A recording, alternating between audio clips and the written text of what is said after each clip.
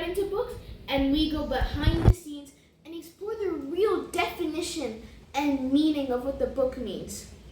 So, before we get into it, please make sure to like and subscribe and to turn on notifications. And let's go in. Today, we're going to be exploring Picnic at Hanging Rock by Joanne Lindsey. See you there. Imagine this. It's a sunny Valentine's Day in the year 19,000.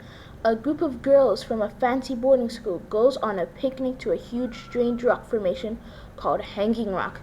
They eat cake, read poems, and relax in the sun. It seems like a perfect day, but then something happened. 3 girls and one of their teachers go off to explore the rock, and they vanish. No one knows where they went or what happened. That's the story behind Joanne Lindsey's famous book, Picnic at Hanging Rock. It's been confusing and fascinating the readers for over 50 years. It feels more like a spooky legend than a regular novel. And the weirdest part? The book never tells us what really happened.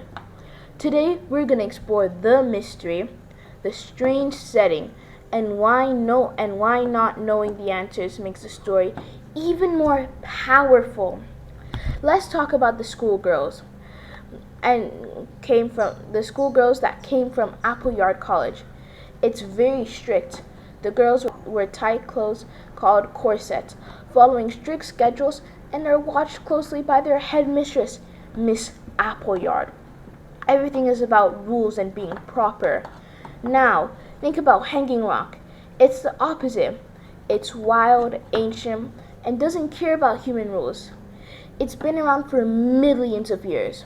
Joanne Lindsey describes it as a place that makes you forget about normal human stuff. During the picnic, things start to feel strange. The heat is intense, bugs are buzzing, and the rocks look weird. Even watches stop working at exactly noon. It's like the rock has its own kind of time. The clash between the school's order and the rock's wildness is what makes the story so interesting. Wait, hold up. If you haven't, please make sure to like and subscribe. Today, this video is brought to you by Hillel Academy. It's an amazing school and the sponsors of the video. If you haven't already, enroll today. Make sure to turn your notifications on and make sure the subscribe button is gray. Now, back to the thing. So here's what we know. 4 girls named Miranda, Emma, Marian, and Edith go to explore the rock. Edith comes back screaming and confused. The others, plus their teacher, Miss McCraw, are gone. People search everywhere, but no one can find them. The rest of the book isn't about solving the mystery. It's about how everyone reacts. The school starts falling apart. Parents pull their kids out. People get scared and suspicious. Imagine how bad that would be for the school. Then a week later, Irma is found alive, but she doesn't remember anything. Her hands are scratched, but her feet are clean. Strange, right? Her return just makes things more confusing. Everyone wants answers, but there are none. And that drives people to desperate things. So why is this story so powerful? Because the author never tells us what happened. That makes us think harder and come up with our own ideas. So instead of just being handed the answer, you actually have to think. And I think that makes it really good for when you want to have discussions, because you can come up with your own scenarios about what you think happened. Some people think it was a crime. Maybe someone was hiding under a rock and attacked them. There are 2 boys, Michael and Arbor, who saw the girls that day, and people suspected them for a while. Others believe something magical happened. Maybe the rock is a portal to another world. Miranda, one of the girls, is described like an angel. She even says everything begins and ends at exactly the right time and place. Maybe she was meant to disappear. Another idea is that the girls were escaping. They're tired of the rules and wanted freedom. The rock represents nature and freedom, and they chose to become a part of it. The cool thing is the book supports all of these ideas, making it likely, but it does not confirm any about solving the mystery. It's about how mysterious things can be. powerful, and scary. Here's something crazy wild. Joanne Lindsey originally wrote a final chapter that explained everything in it. The girls find a strange hole in space and see a lizard with a woman's head. Miss McGraw takes off her corset and transforms. It is super weird and almost sci-fi like, but her publisher told her to leave it out. And that was a smart move. Without the chapter, the story says mysteries and haunting. The missing chapter was published later, but most people agree it's better without it. The mystery is what makes the book unforgettable. In the end, Picnic at Hanging Rock really sticks with you. It's about how nature can be wild and scary, and how people try to control things they don't understand. This book starts by saying it's a dream within a dream. That's exactly how it feels. The girls walked into Hanging Rock and never came back. And because we never find out why, they stay lost in our minds forever. Hold up, are you liked and subscribed? Make sure that the red subscription button goes from red to gray. Have notifications turned on for every day. And check weekly because we have new uploads. See you later. Let's break down the mystery to see what else we can find. So, out of the suspects, or characters, we have Michael Fisper. He was the one who found Irma, and he became deeply obsessed with the girls. Now, we have Miss Appleyard. She was the strict headmistress of the school.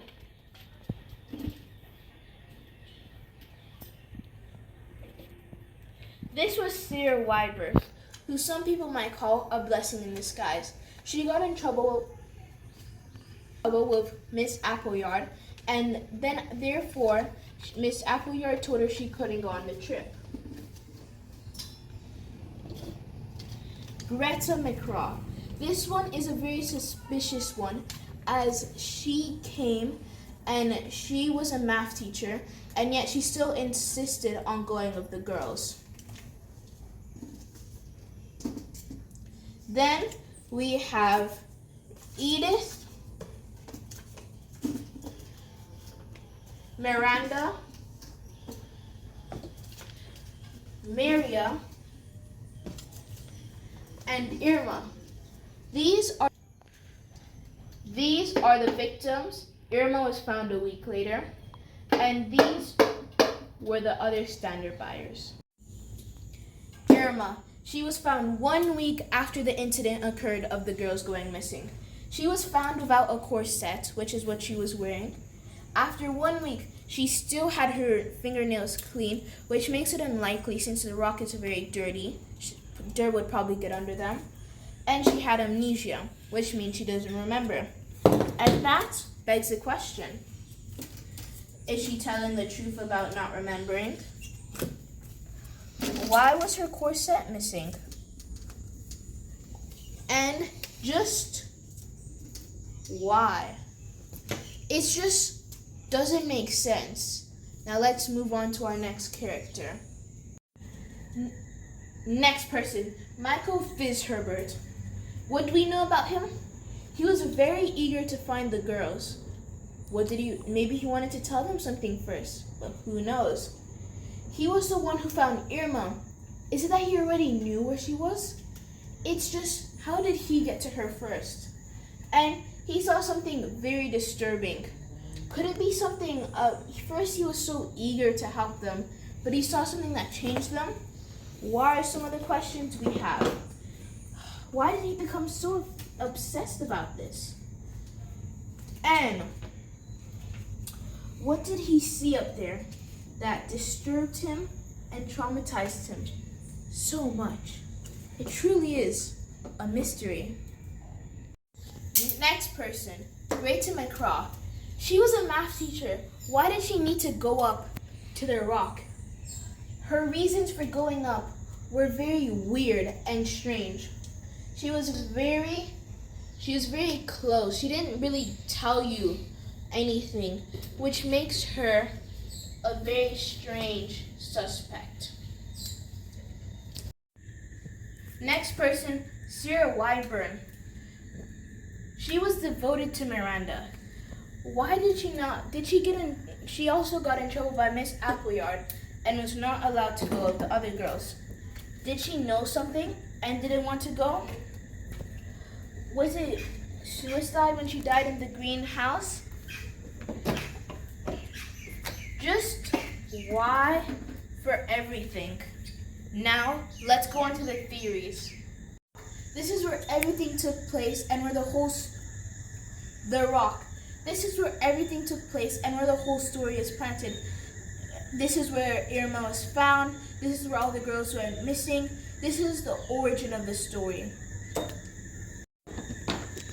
Now guys, this is a quote from Miranda. Everything begins and ends at exactly the right time and place. Quoted by Miranda. It really makes you think, almost like it was planned. Could that be one theory of what happened? But then the challenging part is there is no evidence. But if you look back, that makes everything that I said earlier make you question and think, which really makes the book so interesting. Thank you, and join us for our next episode. Thank you. I think our work is done here, fellow detectives. Thank you, detectives. That was really an amazing work you did there with the board and all. It was so cool and creative. Now, you guys didn't think I'd let you guys off so easy. I now have an assignment for you to do. You need to go, and I would like you to come and read the story. And then after, I want you to put in the extra chapter. I want you to come put in the comments if you think it was good, how people could have improved it, and then after, write your own story and put in the comments. The best one will have its own separate video for us. Thank you for joining us and have an amazing day. This is Behind the Scenes.